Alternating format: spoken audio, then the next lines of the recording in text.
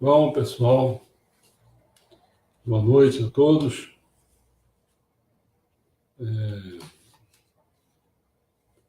Hoje nós vamos fazer vai ser nosso penúltimo encontro em relação à segunda parte, né? E nós estamos considerando a parte 0, foi a nova agenda. Mas nós falamos sobre biotecnologia e tecnologia da informação, foi uma aula, a outra foi sobre as 3 pequenas calamidades humanas, depois nós falamos sobre o rumo à imortalidade, felicidade e divindade, depois falamos em problemas e estudos. Aí demos essas 4 aulas só na introdução, né? Foi sobre essa parte 0, chamada Nova Agenda Humana. Depois nós entramos como Sapiens conquista o mundo.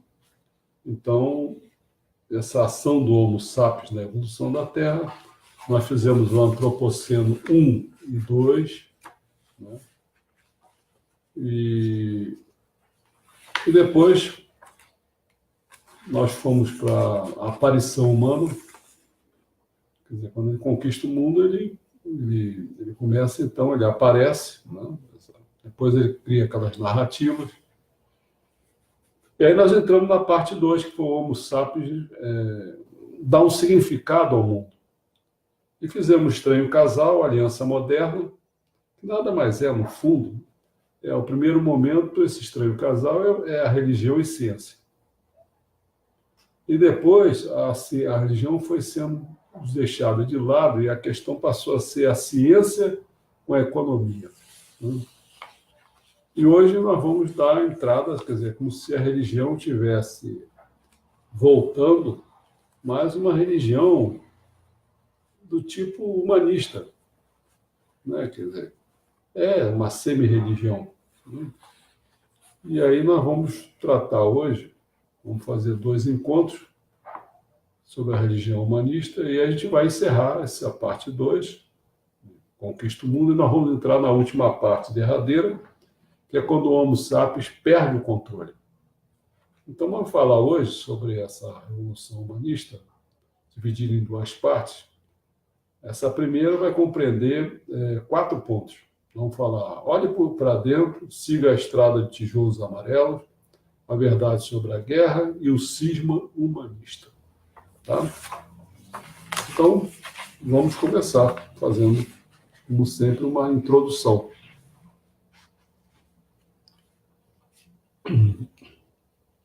Essa escapatória, né, tem sido a salvação da sociedade moderna, pois é impossível manter ordem. Lembra que a ordem ficava com a religião, né, e o poder com a questão da política, né? Então, pois é impossível manter ordem. Se manter ordem se não tiver significado. Então, se o Homo sapiens não conquistasse esse significado, não podia fazer nada. Só ordem, como? Como se fosse, caminhava para uma ditadura só. O grande projeto político, artístico e religioso da modernidade consiste em encontrar um significado cuja raiz não esteja em algum plano, algum grande plano cósmico. Não somos atores em um drama divino, e ninguém se importa conosco e com as nossas ações, de maneira que ninguém estabelece limites ao nosso poder. Mas ainda assim estamos convencidos que a nossa vida tem significado. Não sei se ninguém dá bola para nada, mas acha que a nossa vida tem significado. É estranho. Essa altura, em 2016, nós estamos em 2019, né? O gênero humano, de fato, está conseguindo equilibrar as 2 coisas. Não só temos muito mais poder, como também, contra todas as expectativas, a morte de Deus não nos levou a um colapso social. No decorrer da história, profetas e filósofos alegaram que se os humanos deixassem de acreditar num grande plano cósmico, toda lei e toda ordem iriam desaparecer. Hoje, porém, quem representa a maior ameaça à lei e à ordem globais são exatamente aqueles que continuaram a acreditar em Deus e em todos os seus planos abrangentes. Por exemplo, uma Síria, ela é temente a Deus. É um lugar muito mais violento do que os países baixos ateus. Se não há planos cósmicos, se não estamos comprometidos com nenhuma lei divina ou natural, o que é que evita o colapso social? Como é que se podem viajar milhares de quilômetros de Amsterdã a Bucareste ou de New Orleans a Montreal sem ser abduzido por mercadores de escravos, emboscado por bandidos ou morto por tribos em conflito? Por quê? Vamos olhar então para dentro. O antídoto para uma existência sem sentido e sem lei foi fornecido pelo humanismo. Quer dizer, o humanismo é que vai dar essa característica. Quer dizer, alça o homem ao máximo.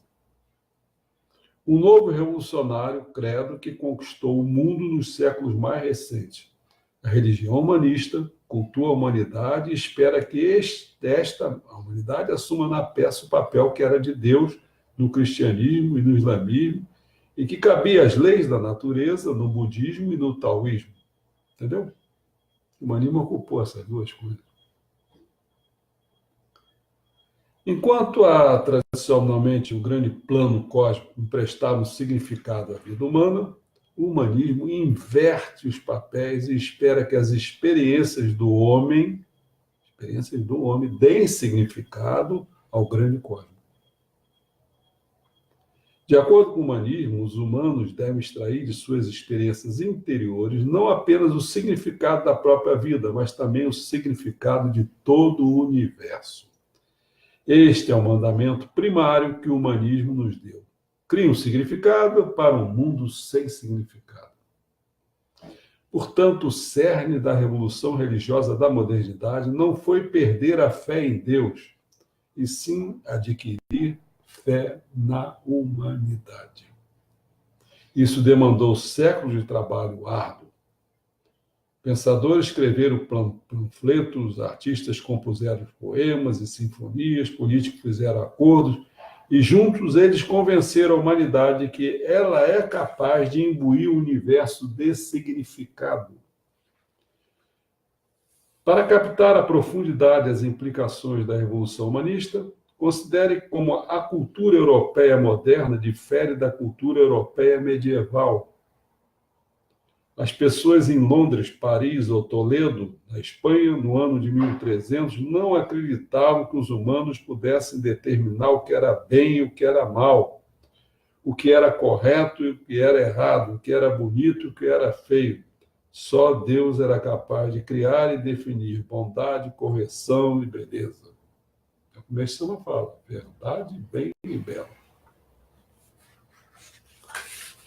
Hoje tudo é muito diferente. Durante séculos, o humanismo tem nos convencido de que nós é que somos a fonte suprema de significado e que nosso livre-arbítrio é a mais alta de todas as autoridades.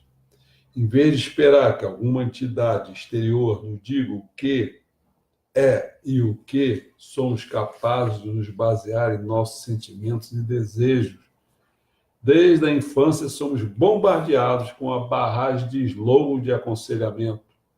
Ouça sua voz interior, siga seu coração, seja verdadeiro consigo, confie em você mesmo, faça o que achar que é bom. Bom,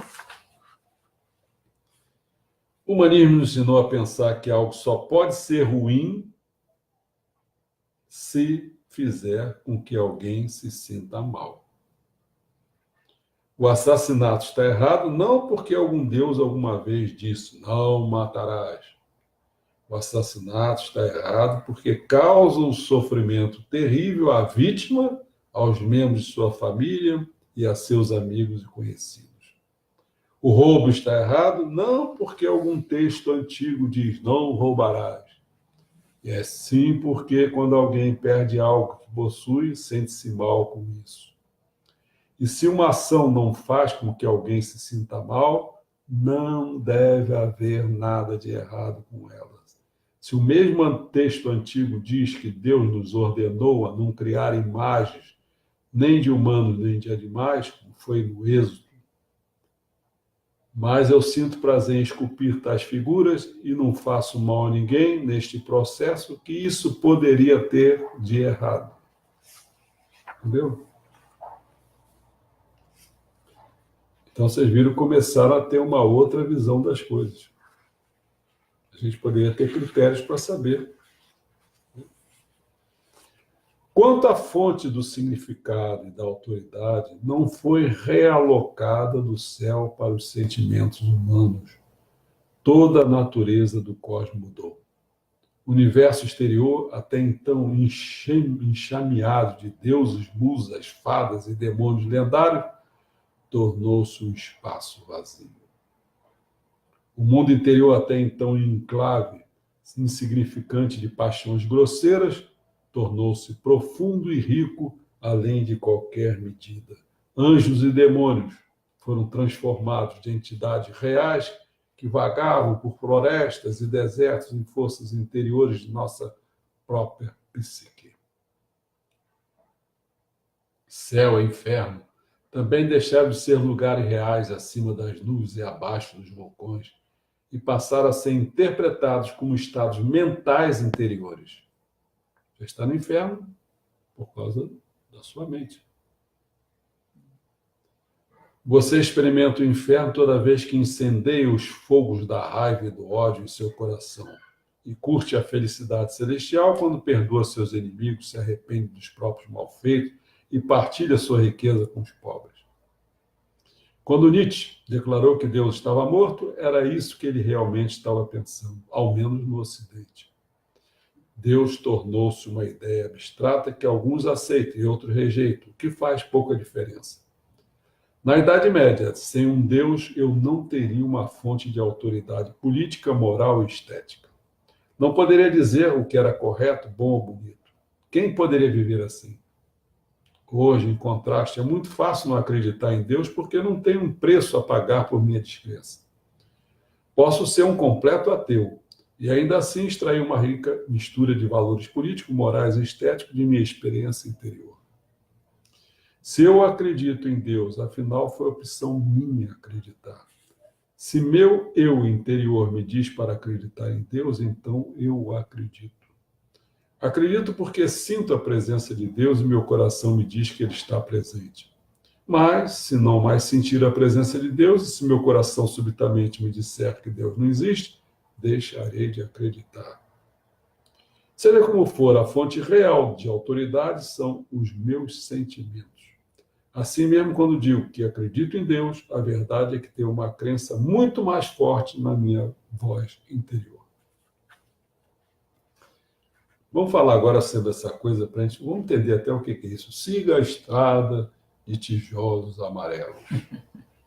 Como toda outra fonte de autoridade, os sentimentos também têm suas falhas. O humanismo pressupõe que cada humano tem um eu interior único e autêntico.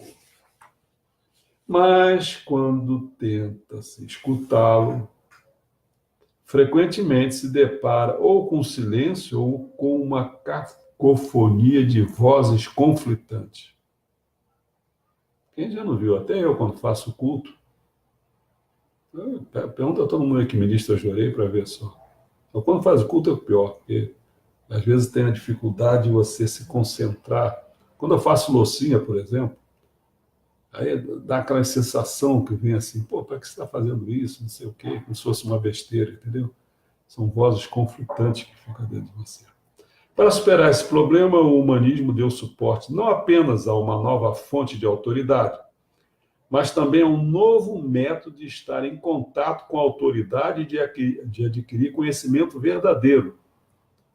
Na Europa medieval, a principal fórmula para o conhecimento era o seguinte: quer o conhecimento? era as escrituras sagradas versus a lógica. Então, se você combinasse essas duas coisas, você teria o conhecimento. Bastava ter as escrituras e ter uma lógica. A Revolução Científica propôs uma fórmula muito diferente para o conhecimento. Conhecimento para a fórmula, para essa Revolução Científica aconteceu, conhecimento são dados empíricos versus, quer dizer, levando em conta o quê? A matemática. Eu que fui professor de matemática, teve uma vez, uma hora, que era assim. Todo mundo queria que as suas... Não precisava nem ser ciências. Em ciências exatas já estava tudo matematizado. Física, química e tal. Mas... E algumas ciências também, mas começaram até a passar para ciências humanas. Ciências humanas também queria matematizar. Eu me lembro que eu tive contato com psicólogos, querendo matematizar suas coisas, até com a literatura.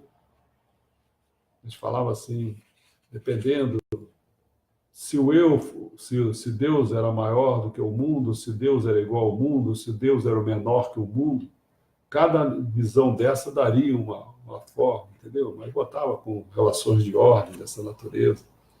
Bom, a fórmula científica do conhecimento leva a descobertas impressionantes na astronomia, na física, na medicina e em outras áreas. Mas há um enorme senão. Não pode lidar com questões de valor e de significado.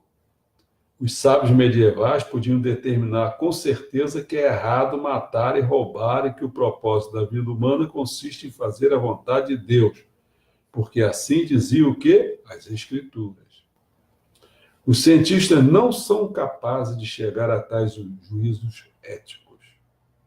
Nenhuma quantidade de dados, nenhum artifício matemático podem provar que é errado assassinar.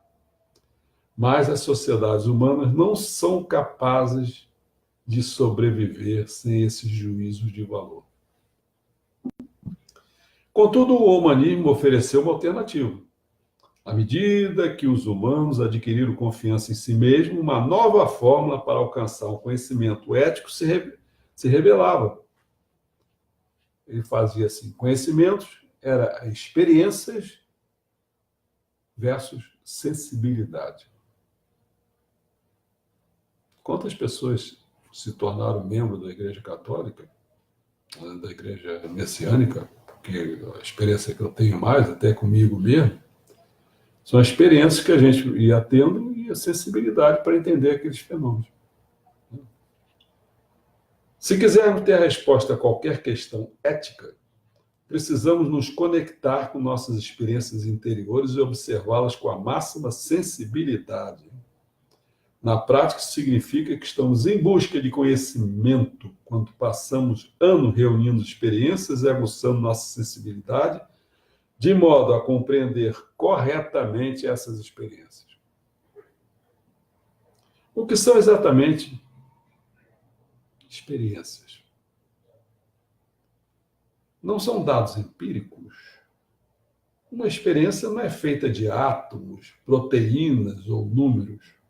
Uma experiência é, sim, um fenômeno subjetivo que inclui 3 ingredientes principais, que são as sensações, as emoções e os pensamentos. Em cada momento, minha experiência abrange cada sensação que tem calor, prazer, tensão, cada emoção que sinto, amor, medo, raiva, e quaisquer pensamentos que passem em minha cabeça. Isso eu reúno, então, experiências a partir daí. E o que é sensibilidade? São 2 coisas. Primeiro, prestar atenção a minhas sensações, emoções e pensamentos. Segundo, permitir que essas sensações, emoções e pensamentos exerçam influência sobre mim. Evidentemente, não devo permitir que qualquer brisa passageira me carregue com ela, mas devo estar aberto a novas experiências e permitir que elas mudem minhas opiniões, meu comportamento e até mesmo minha personalidade. muita gente vê assim, há um fechamento nesse sentido de muita gente. As pessoas não se prestam atenção e não conseguem, então, adquirir experiência.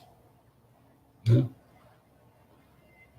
Experiência e sensibilidade se incrementam reciprocamente num ciclo interminável. Não sou capaz de experimentar nada se não tiver sensibilidade. E não sou capaz de desenvolver sensibilidade a menos que passe por uma variedade de experiências. A sensibilidade não é uma aptidão abstrata que eu possa desenvolver lendo livros ou ouvindo palestras. É uma aptidão prática que só pode amadurecer e se consolidar quando aplicada na prática. Quer ser messiânico, quer ser um mamerrito? Estuda e pratica os ensinamentos. Assim, o humanismo vê como um processo gradual de mudança interior que parte da ignorância e chega à iluminação por meio de experiências. O mais alto objetivo de uma vida é desenvolver, de uma vida humanística, né? É desenvolver completamente seu conhecimento mediante uma grande variedade de experiências intelectuais, emocionais e físicas. No início do século XIX, Wilhelm von Humboldt, um dos principais arquitetos da educação moderna, disse que o objetivo da existência é a destilação da mais ampla experiência de vida possível para formar sabedoria. Ele escreveu também que só existe um ponto culminante na vida: ter tomado as providências necessárias para sentir tudo o que é humano. Este bem poderia ser o lema do humanismo. Bom, segundo a filosofia chinesa, o mundo é sustentado pela interação de forças opostas, porém complementares, chamadas de yin e yang. Isso pode não ser verdadeiro quanto ao mundo físico, mas certamente é quanto ao mundo moderno que se criou da aliança entre a ciência e o humanismo. Todo yang científico contém dentro dele um yin humanista e vice-versa. O yang nos provê de força, enquanto o yin nos fornece de significados e juízos éticos. O yang e o yin da modernidade são a razão e a emoção. Olha quanta coisa que o Messon está falando aí.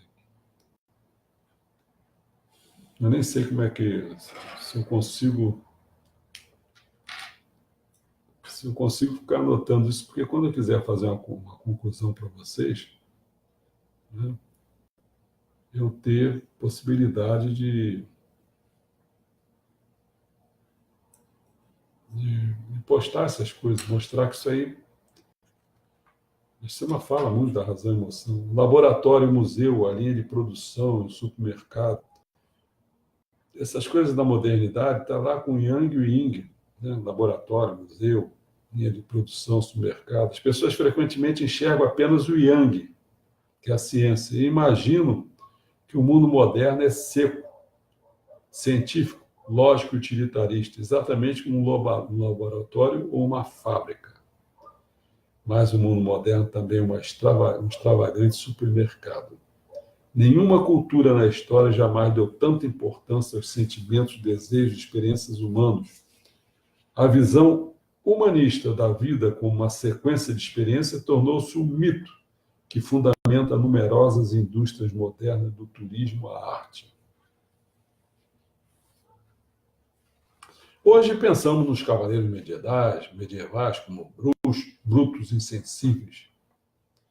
Se vivesse entre nós, nós o enviaríamos a um terapeuta que pudesse ajudá-los a entrar em contato com seus próprios sentimentos.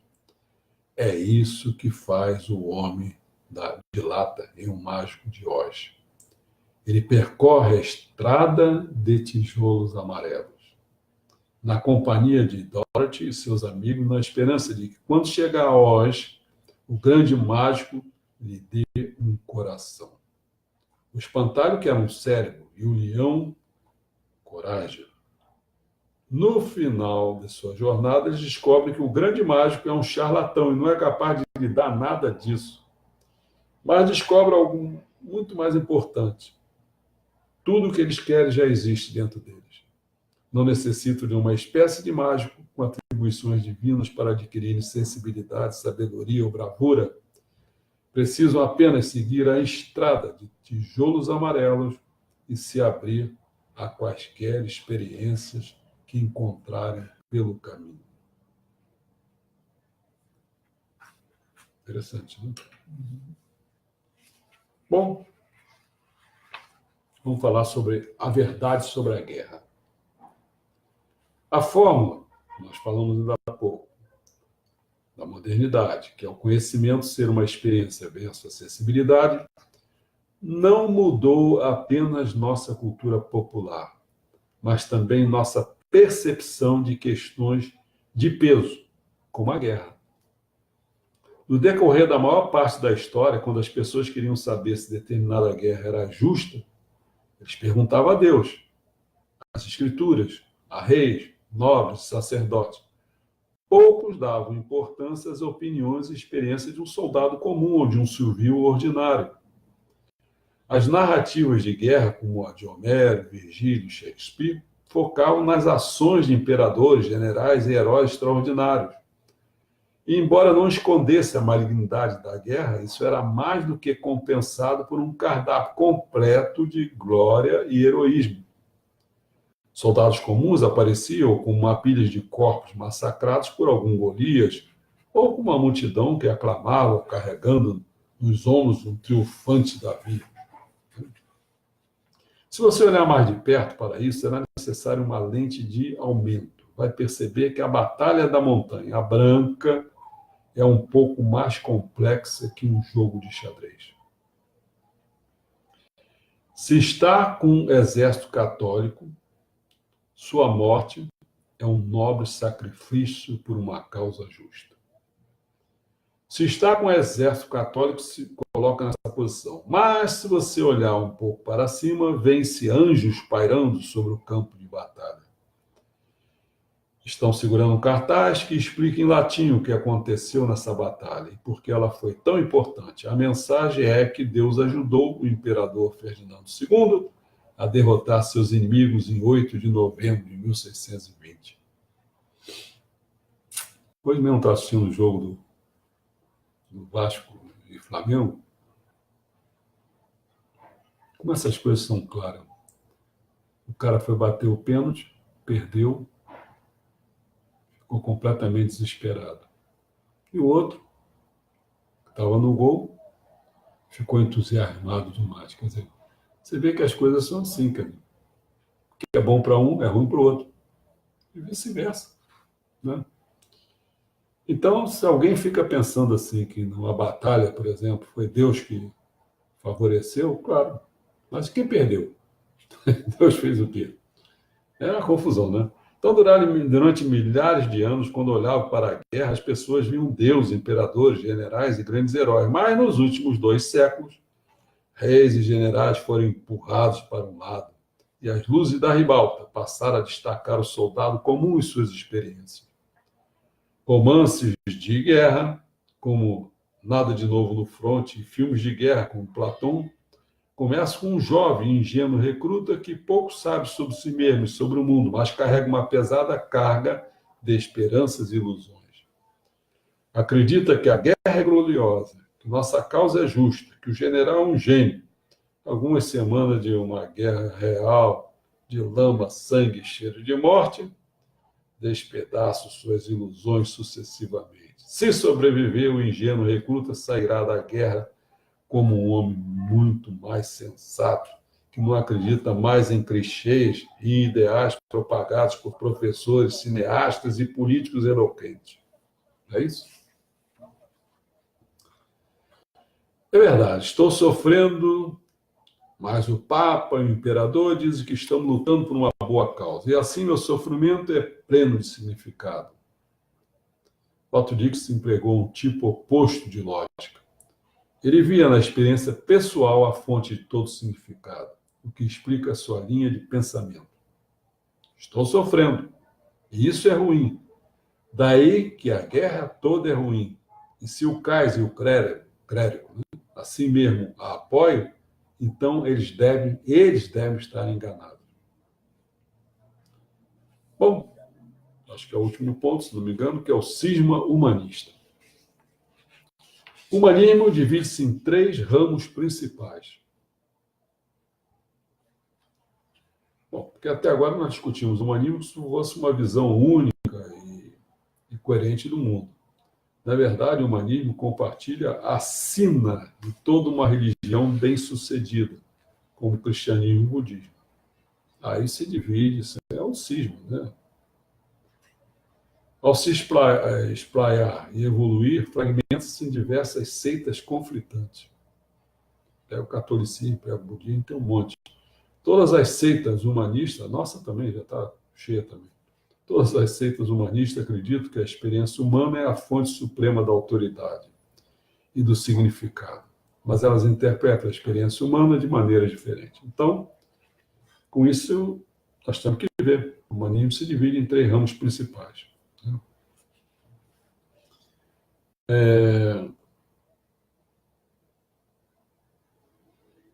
Vamos falar, no fundo, seria o humanismo liberal,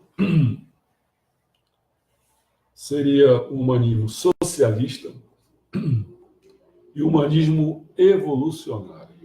São esses 3.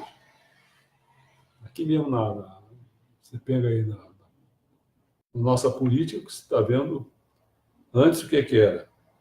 Era aquele, peça da PSDB, o que é? Partido Social Democrático, né? Socialista. Pegava o PT, coisa de socialismo, pega não sei o que e tal. Então todo mundo se dizia socialista. E agora está se dizendo com Paulo Guedes, não sei o que são liberais. Então, mas tem uma terceira, que é esse humanismo evolucionário. Tá? Então nós vamos dar uma espiada nesses 3. A política liberal acredita que o eleitor é quem sabe o que é melhor. Para a arte liberal, a beleza está no olho do observador. A economia liberal afirma que o cliente sempre tem razão. A ética liberal nos aconselha que, se algo faz com que nos sintamos bem, devemos ir em frente e fazê-lo. A educação liberal nos ensina a pensar por nós mesmos, porque é dentro de nós que vamos encontrar todas as respostas. Bom, durante os séculos XIX e XX, à medida que ganhava crescente credibilidade social e poder político, o humanismo fazia brotar 2 ramificações muito diferentes, que é o humanismo socialista, que abrangia uma série de movimentos socialistas e comunistas, e o humanismo evolucionário, cujos mais famosos defensores foram, sabe quem? Os nazistas.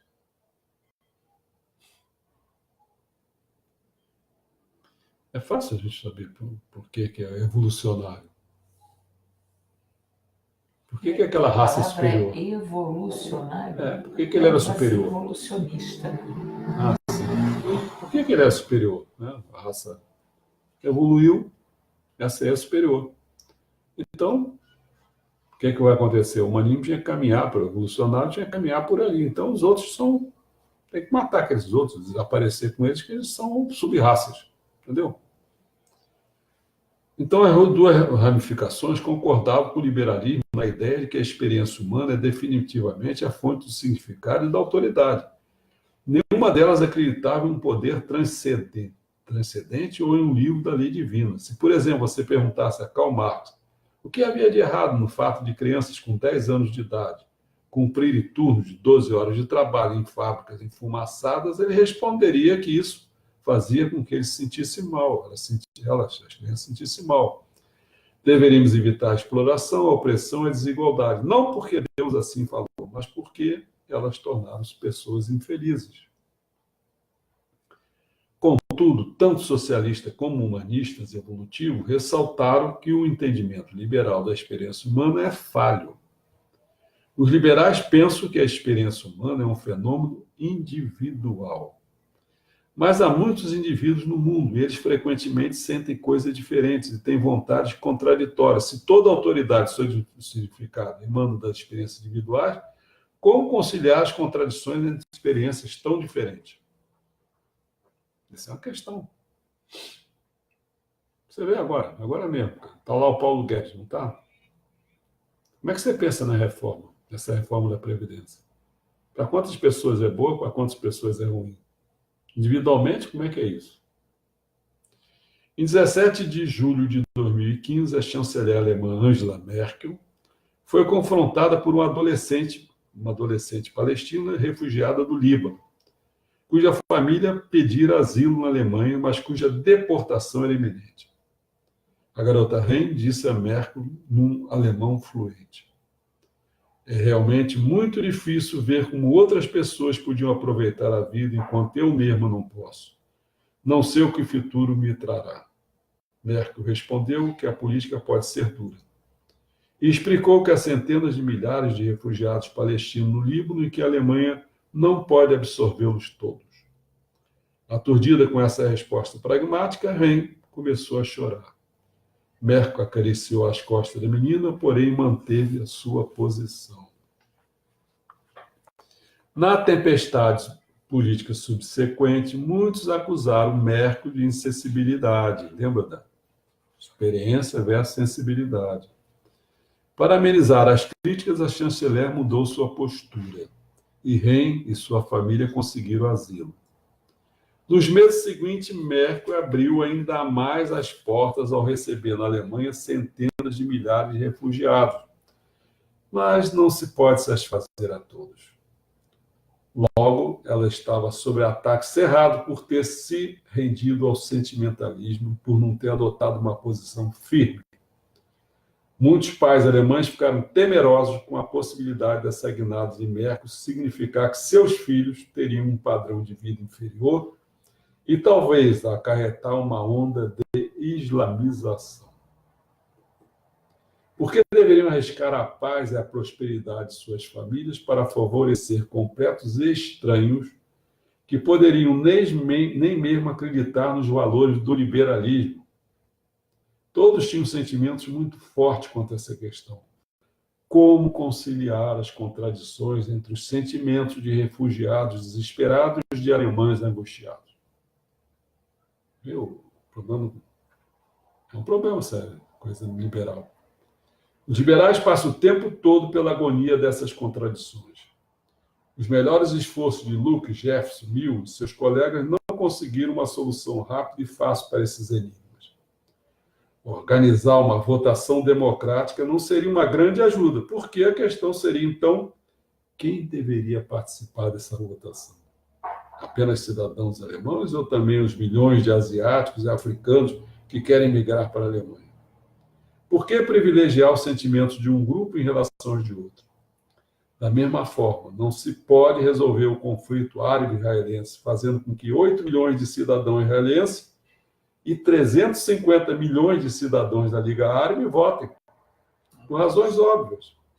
Os israelenses não se sentiram comprometidos, não se sentiriam comprometidos, né, com o resultado de tal plebiscito. Se você... Mas para tudo. Aqui, se você fizesse isso, ia ser a mesma coisa. As pessoas só se sentem livres. Pega, fico imaginando assim. Nos inícios era muito claro quando começaram a... Quantas pessoas perderam para comprar suas casas, com sacrifício e tal. Ah, não, deixa vir aqui bota ali no fim da rua ali, põe uma casinha ali e tal, não sei o que e tal. Aí vai vindo mais gente, daqui a pouco tua casa não vale nada. Complicado. Não só vale nada, daqui a pouco você está sendo assaltado, sendo morto, currado. É um problema. Bom, as pessoas só se sentem ligadas a eleições democráticas quando compartilham uma ligação básica com a maioria dos eleitores. Se a experiência de outros votantes me é estranha, se eu acredito que elas não compreendem meus sentimentos, não se importam com meus interesses vitais, então, mesmo se eu perder o voto numa razão de 1 para 100, não tenho motivos para aceitar o veredito. Eleições democráticas, em geral, funcionam somente em populações que têm alguma ligação comum anterior, tal como crenças religiosas e mitos nacionais compartilhados. elas constituem um método de resolver desacordo entre pessoas que já concordam quanto ao básico. Eu coloquei uma coisa aí na postagem, em que eu estou dizendo assim, ó, esse negócio de, como é, de deputado, sei lá o quê, não tem o nome, é democracia representativa, está falando isso aí, não dá certo. Eu mostrei, eu disse assim, olha, mostrei com 18 áreas, 18 perguntas que foram feitas, 18? Acho que era 18. Várias perguntas foram feitas. E aí, imagina, você conhece aquele, não, aquele eu conheço, ele tem a mesma religião do que eu, né? Então, tudo bem, mas quem diz que lá, quantos assuntos vão ter lá no Congresso que são pertinentes a outra coisa? Eu citei a questão do Sérgio Moro lá. Já pensou se o camarada, tá, ele é um religioso que nem você, só que ele vota na hora contra o Sérgio Moro, e você é a favor. Ele está te representando? Ele não pode representar, não tem condições de representar. Por isso que com essa, a minha defesa é essa aqui. Hoje, com a possibilidade que nós temos através dos computadores, dos celulares, negócio todo, muito simples. Quando você votasse, você vota e você fica no Tribunal Superior Eleitoral, você fica cadastrado que você votou naquele cara. Então, quando tiver um assunto complicado, complexo, aí o que acontece? Esse deputado aí vai receber uma informação, mas para isso você precisa ter computador, você precisa botar lá seu e-mail ou lá qualquer outra coisa, e claro, você tem que se comprometer. Aí o camarada vai fazer a pergunta. E aí, aqueles que votaram nele vão dela. Aí pronto. Aí ele vai representar você. Ele está representando ele mesmo, pô. Uhum. Então, por isso que essa democracia representativa não tem solução. Não é dessa maneira. Você tem que fazer outro tipo de democracia. Eu estou dando tantas ideias aí, mas sabe o que acontece, meus amigos? É meia dúzia de gente que fica vendo isso aí. É poucas pessoas. Então, por isso que nós vamos, já vou adiantando aqui, nós vamos fazer um site especial. O João Carlos está mergulhado nisso. Vamos fazer um site especial. E aí nós vamos cadastrar quem está interessado em saber as coisas que eu digo, porque aí naquele local ele pode fazer perguntas, ele pode interagir. E a gente pode ter controle do que está acontecendo. Nessa coisa aí, por exemplo, você quer ver? Eu não sei quantas pessoas estão visualizando. Não sei. Um número que aqui não dá nem para mim ver. Mas a pergunta que vem é a seguinte: está visualizando, está registrando aí que está visualizando. Mas aí o cara entrou aí, um vigarista desse qualquer, entrou aí, daqui a pouco ele vai, dispara, vai embora. Qual é o compromisso que ele tem com o que está ouvindo? Não tem compromisso nenhum, entendeu? Então ele gosta de um fofoqueiro, fica andando para um lado, para o outro, daqui a pouco vai, pega outro para ver o que o outro está falando também. Então, eu não estou interessado nesse tipo de gente, eu estou interessado em gente que esteja realmente comprometido. São 3 coisas que eu procurarei fazer. É a pessoa que tem competência, a pessoa que tem comprometimento e a pessoa que coopera. O restante não me interessa. Vaza. Entendeu? Estou interessado nessas pessoas. Fruta madura. Fruta verde, não dá para comer, cara. Bom, eu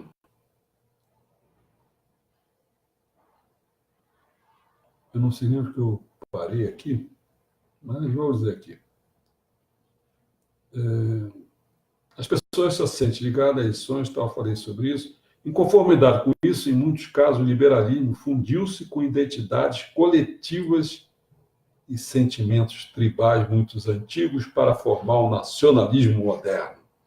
Hoje em dia, muitos associam o nacionalismo com forças antiliberais. Mas o problema é o seguinte, é que a aliança com o nacionalismo dificilmente resolveu todas as charadas e, ao mesmo tempo, criou uma série de novos problemas. Como comparar o valor de experiências comunitárias com de experiências individuais? Será que a preservação da polca, do salchichão e da língua alemã justifica deixar milhões de refugiados expostos à pobreza e até à morte?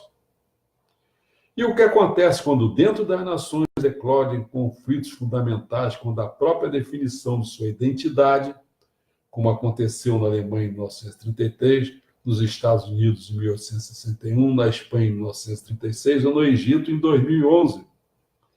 Nesses casos, realizar eleições democráticas dificilmente será uma panaceia para a cura, porque as partes que se contrapõem não terão motivo para disputar resultados que lhes sejam desfavoráveis.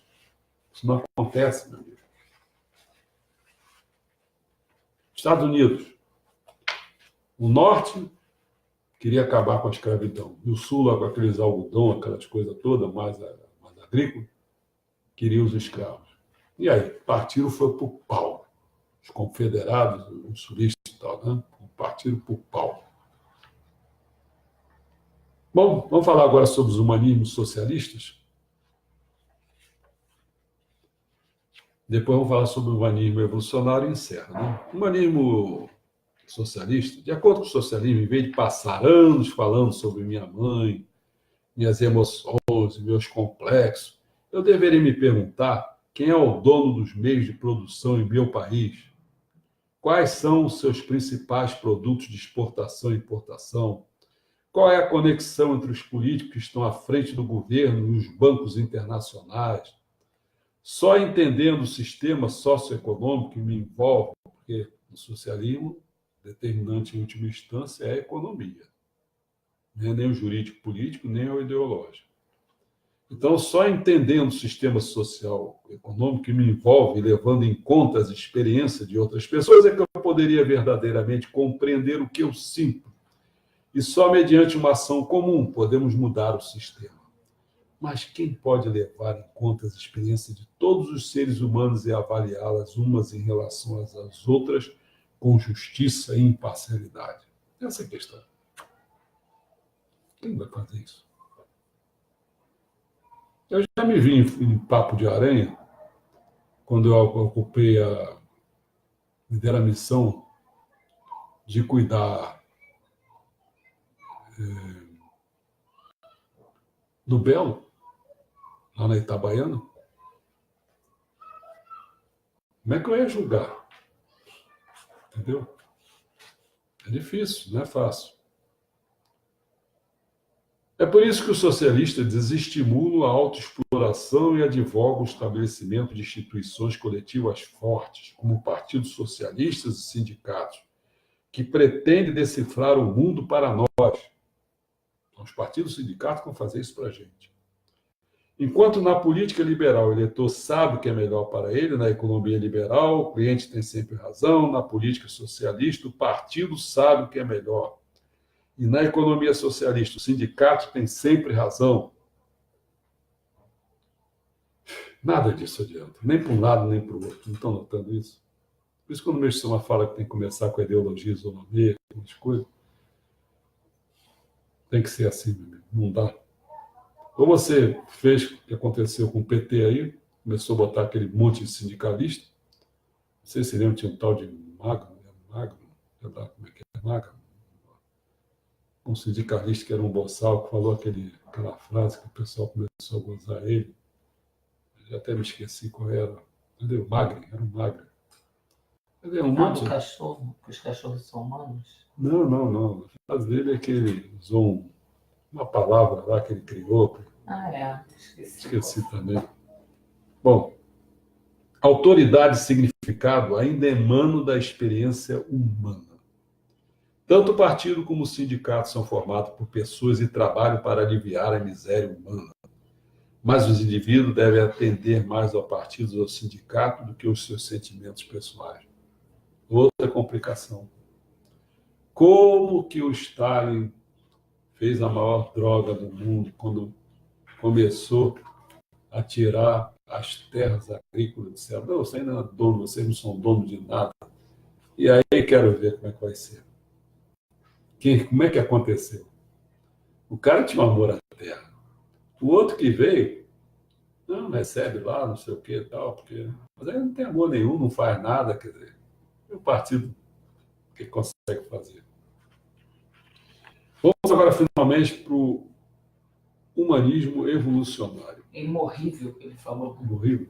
Acho que é. Acho que não, sei lá. Bom, o humanismo evolucionário ele tem uma solução diferente para o problema das experiências humanas conflitantes.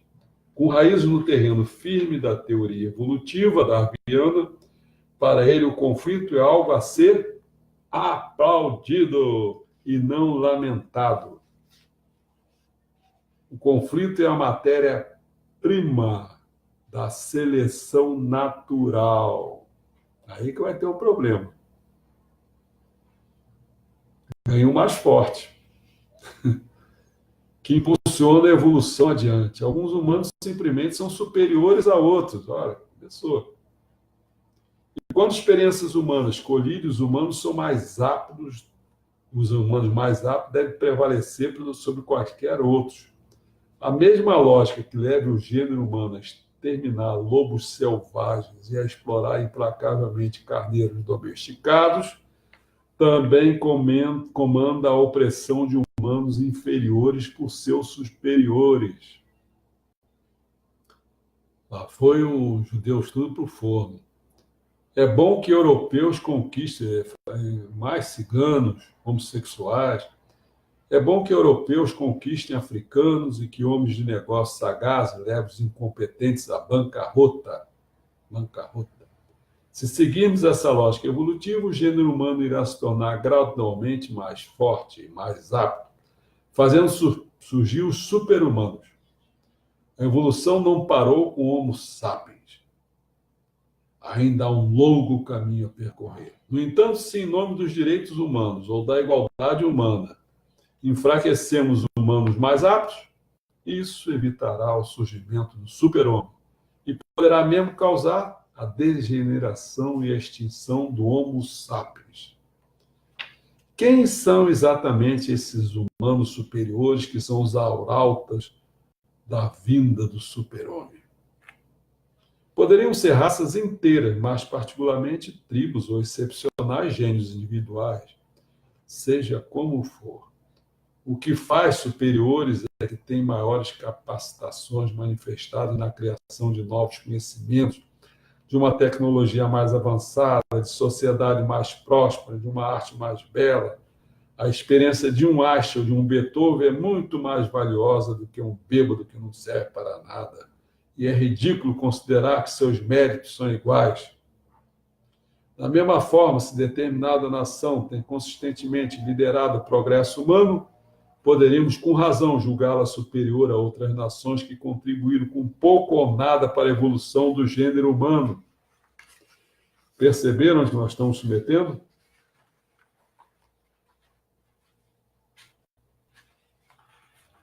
É isso aí. Por isso, quando o Olavo de Carvalho fala no grupo de Bilderberg, tem aqueles outros dois grupos, né? Chinês e russo, tem outro grupo do Oriente Médio. Quando ele fala do Bilderberg, ele cita algumas pessoas que fazem parte, cita aí aquele outro que fala muito sobre essa teoria. Ele fala muito, dá muito exemplo de como é que essas pessoas estão querendo matar uma série de humanos, porque eles acham que esse pessoal vai atrasar suas coisas. Não tem capacidade, tal, inferior mesmo. Né? Para encerrar, enquanto o liberalismo se fundia com versões mais brandas do nacionalismo para proteger as experiências exclusivas de cada comunidade humana, os humanistas evolutivos, como Hitler, identificavam determinadas nações como os motores do progresso humano e concluíam que elas deveriam esmagar ou exterminar quem se pusesse em seu caminho. Deve-se lembrar, no entanto, que Hitler e os nazistas representam apenas uma versão extrema do humanismo evolutivo. Assim como os gulags de Stalin não anulam automaticamente cada ideia e cada argumento socialista, também os horrores do nazismo não deveriam nos deixar cegos a todo novo conceito que o humanismo evolutivo possa oferecer. O nazismo desceu do emparelhamento do humanismo evolutivo com teorias raciais específicas com emoções ultranacionalistas. Nem todos os humanistas evolutivos são racistas. E nem toda a crença no potencial do gênero humano para evoluir clama necessariamente por estabelecer estados policiais e campos de concentração. Então, na próxima vez, nós vamos fechar essa questão dessa revolução humanista. Aí vai ser bem interessante. Nós vamos falar sobre as guerras humanistas da religião, depois eletricidade, genética, islamismo radical.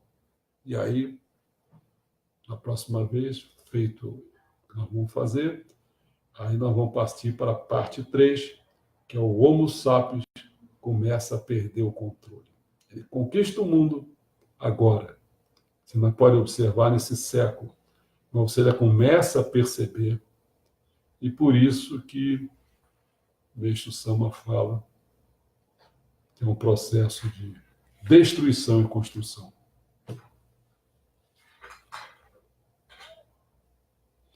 Bom, eu acho que isso aí é uma riqueza danada, né? Como sempre, estou aberto a questões. A Nilma Alves Ferreira, é a Nilma que a gente conhece. Ela deu boa noite, depois ela colocou assim: por que as palestras são retidas sempre? Eu não sei se ela não consegue ver pelo celular por conta de alguma coisa. Eu fiquei na dúvida dessa palavra retidas. Se você tiver ainda aí, você esclarece, porque a gente não sabe o que quer dizer isso.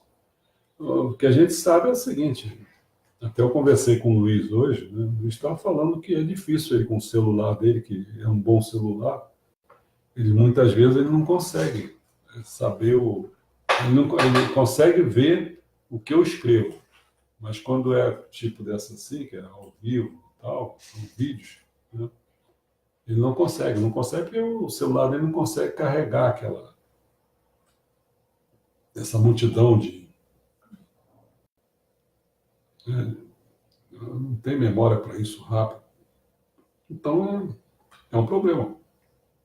Mas tem outros problemas também. Tem gente que não tem internet boa.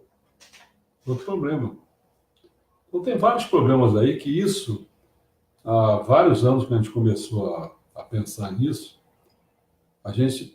o que a gente tenta fazer é a nossa parte. A nossa parte é tentar ter uma internet boa, um computador bom. Eu até não tenho o melhor de tudo, porque aqui onde eu moro não passa fibra ótica. Entendeu? Então, ainda estou com esse problema. Dizem que estão prometendo que vai chegar. Aí os meus megas vão ficar enormes, vai ter mais velocidade. Entendeu? Então, assim, da minha parte, da nossa parte, né, o Centro Cultural Paradisíaco, ele está tentando. E como a gente agora, como eu falei ainda há pouco, vou repetir isso, porque isso é importante. Quer dizer, nós vamos tentar fechar isso mais, mas nós vamos avisar todo mundo pode fazer parte e tal. Agora, depois de fechado, essas coisas só vão ser passadas para essas pessoas.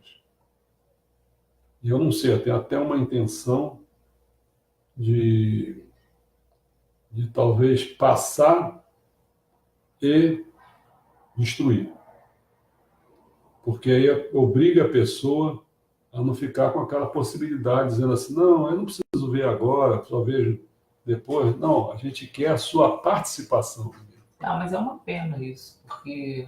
Então eu jogo com... Às vezes a pessoa, você vai marcar uma coisa 3 horas da tarde, a pessoa não tem disponibilidade. Eu posso fazer o seguinte, daqui a 3 meses, 6 meses, eu vou botar isso, vou colocar isso. É a pessoa que vê daqui a 3 meses, 6 meses. Noélia Coutinho colocou, muito bom o que transmitiu sobre o humanismo. Se fizer um grupo de estudo em Teresópolis, nos avise, por favor. Noélia é esposa do... Noélia, o negócio é o seguinte... Você encontrou hoje. Esposa do reverendo Roberto. O negócio é o seguinte, Noélia. Ótimo ouvir isso. Porque o que eu mais quis fazer aqui em Teresópolis, todo mundo que me conhece, Para você ter uma ideia, eu até o ano passado, eu mantive, né, em termos econômicos, uma sala, e nessa sala vinha muito mais gente do Rio do que pessoas daqui de Teresópolis, para você ter uma ideia. Não adianta, ele tentou pegar assim, pelo menos algumas pessoas, alguns jovens lá, aqui do Juarez Center, não adianta. Não adianta. Já aconteceu comigo, já vi essa cena acontecer quando eu era ministro, assim, eu formava pessoas, ninguém queria nada. Por exemplo, eu fazia parte do movimento Moquete Okada, né? Então, as pessoas do Juarez Center tinham que mandar uma pessoa lá para o movimento Moquete Okada. Só mandava o cacareco velho. Aí eu pegava aqueles cacareco velho, ia formando as pessoas ficavam ótimas, mas o que acontece? O Juarez Center, aí voltava, queria o cara de volta. Entendeu? Então, no final das contas, o Juarez Center vai dizer isso. Ele não quer oferecer pessoas. Para ter uma ideia, eu falei, que é a autoridade máxima daqui, ele me falou 2 vezes que não, precisamos conversar, não sei o quê, papai, nunca falou nada comigo. Não tem interesse nenhum. Isso parece a mesma coisa que quando eu falei aqui, ainda há pouco citei o Olavo de Carvalho, eu falei Olavo Carvalho com os generais, é a mesma coisa. O Olavo de Carvalho batalhou durante anos, abrindo a boca, assim, no tempo do lulismo, lulopetismo, aquela porcaria toda. E aí os generais não faziam nada. Agora estão querendo se ver como se fossem os caras, entendeu? E eu botei hoje, acabei de botar uma postagem aí, assim, pô, camarada, vocês sempre se acovardaram, e agora? Quero ver vocês tomarem uma atitude em relação ao Supremo Tribunal Federal, a essa imprensa que está aí. É enfrentar, meu amigo. Não estou dizendo que vai com a arma lá dar tiro e matar todo mundo, não. Estou dizendo enfrentar. Enfrentar. Lutar. Mostrar que a sua posição é superior à dele. Luta ideológica. Né? Então, é a mesma coisa, estou fazendo um paralelo, a mesma coisa. Sempre me viro, porque o pessoal tem medo de quem conhece. Pô. Eu não quero cargo nenhum, nunca quis nada na minha vida. Tem alguns que me acusavam que queria ser reverendo. Não queria nada, não queria nem ser ministro, cara. O reverendo Manabe sabe disso. Eu falei quando fui para a entrevista, eu digo, não quero. Não, porra. Mas não abre espaço, porque tem medo de perder o poder, porque não conhece na altura, aí fica com medo, fica encagaçado. Eu sou um cara para servir, para ajudar, então eu até faço sacrifício novo, porque alugar a sala lá não era fácil, não. Alugar e outras coisas saía muito mais de R$1.000, entendeu? E um camarada lá que alugava a sala para a gente, tinha filmagem, está tudo aí, tá no meu site, está no meu site todo, isso aí, publicado, quer dizer, à disposição das pessoas, entendeu? Se eu tivesse gente aqui, eu faria isso de novo, porque é boa. O que eu estou querendo agora fazer é isso. Eu estou querendo ajudar a formar pessoas. Né? E não formar esse troço, essa corrida de barata tonta. Aí. O pessoal só está acostumado a isso, cara. Ninguém quer formação nenhuma. Daqui a pouco, não, eu entro no site, entro no Facebook do ministro Chagas, não é porcaria nenhuma. Tu entra e sai que nenhuma. Mesma hora que você entra, tu sai também. Pô. Eu quero pessoas assim. Eu não quero gente disso. Minha função é salvar os intelectuais. Essa que é a minha coisa. Eu sei que é difícil, tal, mas a gente não pode atuar em todas as faixas. Isso tem que ficar claro. O cara escolhe sua faixa, a sua missão. Escolhe, quer dizer, você sente que é essa a sua missão. Então, a minha missão é pegar as pessoas mais intelectualizadas. Pessoas que não querem conhecimento, isso fica lá, fica lá para o Jorecente. O Jorecente tem que cuidar, porque o que vai acontecer com ele, já sei. Só vai ficar com as mazelas lá, sofrimento, não sei o quê. O Jorecente vai cuidando dele para ver se ele começa a ter uma gratidão, começa a deixar de ser muito bom, começa a dar um dinheirinho ali, para ele mesmo se libertar dessa pobreza espiritual. Então, o Jorecente faz isso. Mas o meu é de ponta. É caminhar para a fronteira do que Meixo Sama está querendo. É isso, é formar mamerrito. É isso que eu estou interessado. Então, eu agradeço muito que você tenha colocado esse problema e eu estou assim, na expectativa de que até umas pessoas lá do Rio me perguntaram: quando é que nós vamos retomar o curso? Eu falei: quando houver comprometimento. Porque aí o que acontecia? Aí um camarada... Tem pessoas que estão cegos pelo trabalho e não estão sabendo que estão cegos pelo trabalho. Estão dominados, entendeu? Eles não têm nem condições de dizer assim: não, nesse dia é meu. Então eu falo para muita gente: largue a messiânica, vão para o judaísmo. Ou tem outras religiões também, mas vamos para o judaísmo. O judaísmo é mais assim, vai ser judaísmo ortodoxo, tradicional, tem que respeitar o sábado. Então, esses barata tonta aí, quer dizer, o que adianta? Eu botava lá o curso sábado, aí de respeito é completo. Hoje eu não posso por causa disso, hoje eu não posso por causa daquilo. Pô, eu como fui comunista, já falei para vocês, cara. Como comunista não podia ter isso, não. Se era 3 horas, tinha que ser 3 horas, porque se fosse 3h05, é sinal que o nosso aparelho tinha caído, e aí você ia ser preso e ia dar fazer outros serem presos. Então, graças a Deus, eu passei por isso, sei qual é a questão. Aqui não. Quando o Meixo Sama fala que a pessoa tem que ter sinceridade, tem que ter compromisso, né, com horário, pontualidade, com as coisas todas, ele está certíssimo. Por isso que eu quero formar gente assim, porque não adianta ficar com barata tonta. Barata tonta não sabe o que está fazendo, não tem valor de mundo. Esse troço da aula que eu estou dando aqui, o ovo tem que ter o significado, tem que ter não sei o quê, valores, não sei o quê. Essa porcariada não tem valor nenhum, de nada. De nada. Muitos dos que me assistem são assim, cara. Não tem valor de nada, significado de nada. São os enganadores. Eles se enganam, querem enganar todo mundo. Entendeu? Enganadores. Então, por isso que eu quero levar a coisa mais a sério. Mas obrigado Mas agradeço muito, porque você vê, uma pessoa... Eu não tenho isso, não. Isso que você está fazendo hoje, eu não tenho isso. Uma pessoa querendo que se crie um grupo de alguma coisa, pô. Noélia? Não. Noélia. Tá. O marido disse: não, guarda Noel e depois Noélia, né? Então, Noélia, agradeço muito e eu estou aberto. Só que, assim, eu não sei, porque...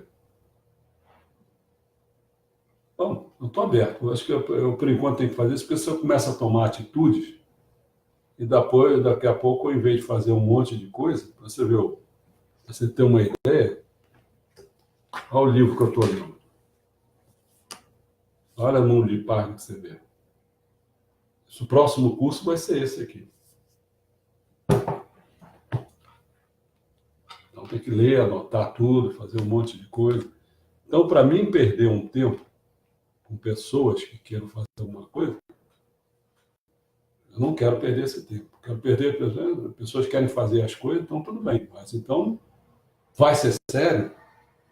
Se não for sério, e a gente não tem controle, porque tem muita gente que nem sabe que não é sério, nem sabe.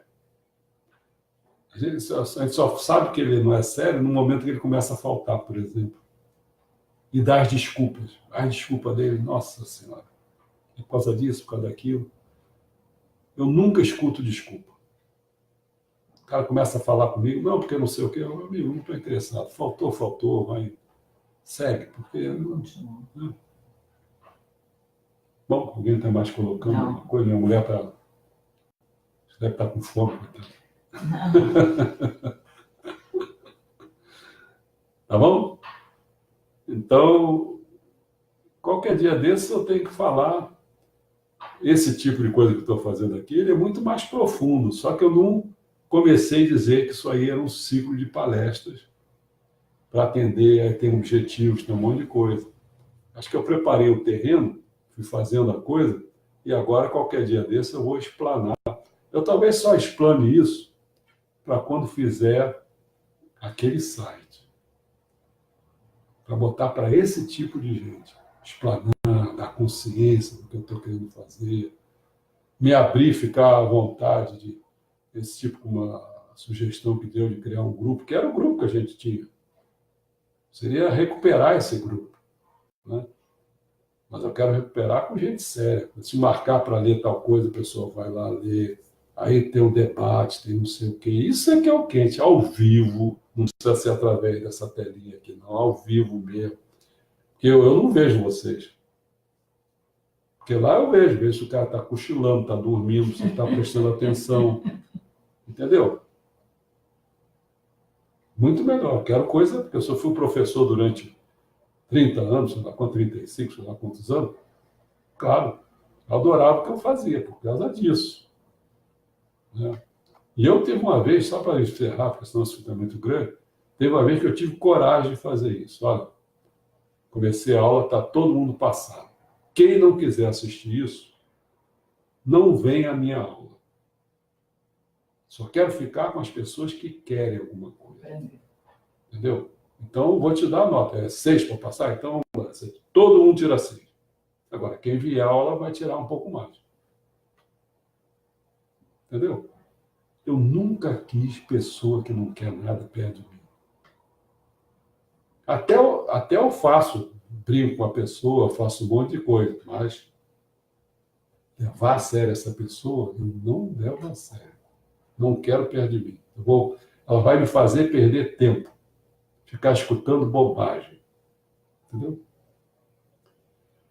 Bom, vão acompanhando aí que as coisas vão... Vou botar as coisas aí que a gente vai fazendo, os outros encontros, tá bom? Até a próxima e obrigado. Brava no Hélia, né? Gostei, porque, pô, foi a primeira... Ninguém fala nada. Essa porcaria está aqui cheia de gente aqui, ninguém fala nada. Obrigado.